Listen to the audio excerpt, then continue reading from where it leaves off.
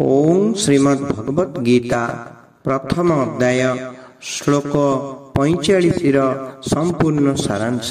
संबंध अर्जुन युद्धर अनर्थ परंपरा वर्णना करिबा द्वारा तांको निज उपरे की प्रभाव पड़िला ताहा से निम्न श्लोक रे कहउछंती। अहो बत महत् पापं कर्तुं व्यवसिता वयं जद्राज्य सुखलोभेन हन्तुं स्वजनमुद्यता।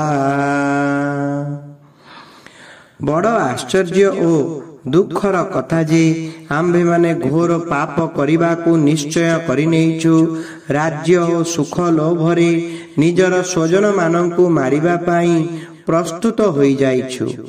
व्याख्या अहोबत स्वजन मुद्यताः ए दुर्योधनादि दुष्ट अटंती। एमानंकर धर्म प्रति दृष्टि नाही। एमानंक उपरे लोभ सवार होईछि।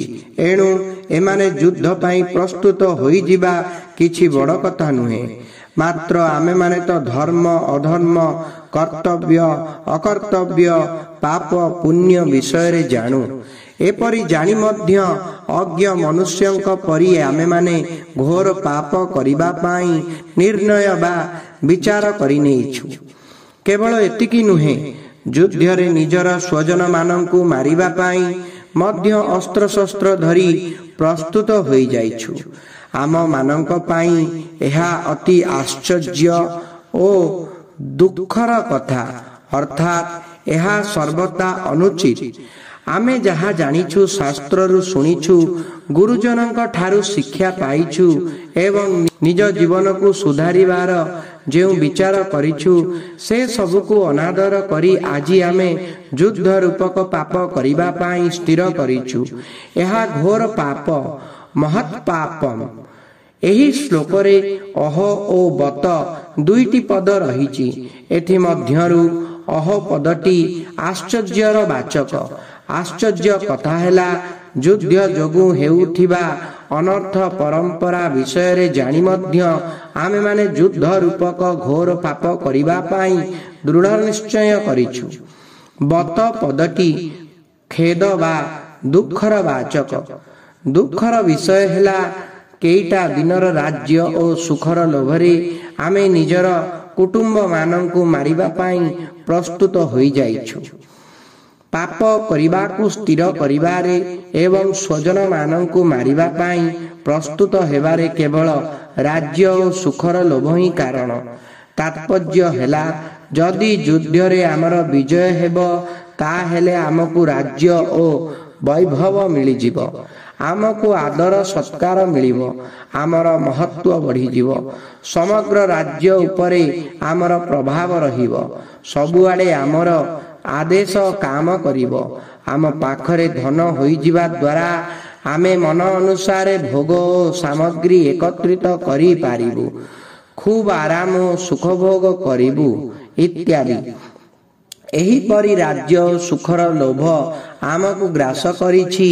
आम परि मनुष्यंक पाई एहा सर्वथा अनुचित। एही श्लोक रे अर्जुन कहिबाकु चाहंती जे निजर सद्विचार को ओ ज्ञान को आदर करिबा द्वारा ही शास्त्र गुरुजनक वचन पालित होई पारिबो। किंतु जेउ मनुष्य निजर सद्विचार को निरादर करे से शास्त्र गुरुजन ओ सिद्धांतर सदुपदेश गुड़ी को सुनी मध्य धारण करि पारे नाही। निजर सद्विचार को बारंबार निरादर ओ तिरस्कार करिबा द्वारा सद्विचार जाग्रत हेबा बंद होई जाए। एपरि स्थिति रे मनुष्य को दुर्गुण दुराचार रे प्रवृत्त हेबा को बारण करिवो किए। सही परि आमे आम ज्ञान को आदर न कले आमको अनर्थ परंपरा रे प्रवृत्त हेबारु रक्षा करिवो किए। अर्थात केही रक्षा करि पारिबे नाही। एठारे युद्ध रूपक क्रिया आड़को अर्जुनक दृष्टि रहिछि। से युद्ध रूपक क्रिया को दोष मुक्त मने करी सेथुरु निवृत्त हेबाकु चाहुछंती। किंतु प्रकृत रे दोष कौन से दिग को अर्जुनंकर दृष्टि नाही। ଯୁଦ୍ଧରେ କୌଟୁମ୍ବିକ ମୋହ, ସ୍ୱାର୍ଥ ଭାବ ଓ କାମନା ହିଁ ଦୋଷ। କିନ୍ତୁ ଏଥିପ୍ରତି ଦୃଷ୍ଟି ନ ଯିବାରୁ ଅର୍ଜୁନ ଏଠାରେ ଆଶ୍ଚର୍ଯ୍ୟ ଓ ଖେଦ ପ୍ରକାଶ କରୁଛନ୍ତି। ବାସ୍ତବରେ ଏହା କୌଣସି ବିଚାରଶୀଳ ଧର୍ମାତ୍ମା ଓ ସୁରବୀର କ୍ଷତ୍ରିୟ ପକ୍ଷେ ଶୋଭନୀୟ ନୁହେଁ। ଅର୍ଜୁନ ପୂର୍ବରୁ 38 ଶ୍ଲୋକରେ ଲୋଭକୁ ହିଁ ଦୁର୍ଯ୍ୟୋଧନାଦିଙ୍କର ଯୁଦ୍ଧରେ ପ୍ରବୃତ୍ତ ହେବାର କୁଳକ୍ଷୟ ଦୋଷର ଓ ମିତ୍ରଦ୍ରୋହର ରୂପକ ପାପର କାରଣ ବୋଲି କହିଲେ ଏବଂ ଏଠାରେ ମଧ୍ୟ ରାଜ୍ୟ ଓ ସୁଖ ଲୋଭରେ ସେ ନିଜେ ପାପ କରିବା ପାଇଁ ଉଦ୍ୟତ ବୋଲି କହିଛନ୍ତି। ଏଥିରୁ ପ୍ରମାଣିତ ହେଉଛି ଯେ ଅର୍ଜୁନ ଲୋଭକୁ ପାପର କାରଣ ମନେ କରୁଛନ୍ତି। ତାହେଲେ ଆଗକୁ ତୃତୀୟ ଅଧ୍ୟାୟରେ 36 ଶ୍ଲୋକରେ ଅର୍ଜୁନ କାହିଁକି ପ୍ରଶ୍ନ କହିଛନ୍ତି ଯେ ମନୁଷ୍ୟ ନ ଚାହୁଁଥିଲେ ମଧ୍ୟ କାହିଁକି ପାପାଚରଣ କରେ? ଏହା ସମାଧାନ ହେଲା ଏଠାରେ ଅର୍ଜୁନ କୌଟୁମ୍ବିକ ମୋହ ଯୋଗୁଁ ଯୁଦ୍ଧରୁ ନିବୃତ୍ତ ହେବାକୁ ଧର୍ମ ଓ ଯୁଦ୍ଧରେ ପ୍ରବୃତ୍ତ ହେବାକୁ ଅଧର୍ମ ମନେ କରୁଛନ୍ତି। ଅର୍ଥାତ୍ ଏଠାରେ ତାଙ୍କର ଶରୀରାଦିକୁ ଆଧାର କରି କେବଳ ଲୌକିକ ଦୃଷ୍ଟି ଥିବାରୁ ସେ ଯୁଦ୍ଧରେ ସ୍ୱଜନମାନଙ୍କୁ ମାରିବାରେ ଲୋଭକୁ କାରଣ ମନେ କରୁଛନ୍ତି।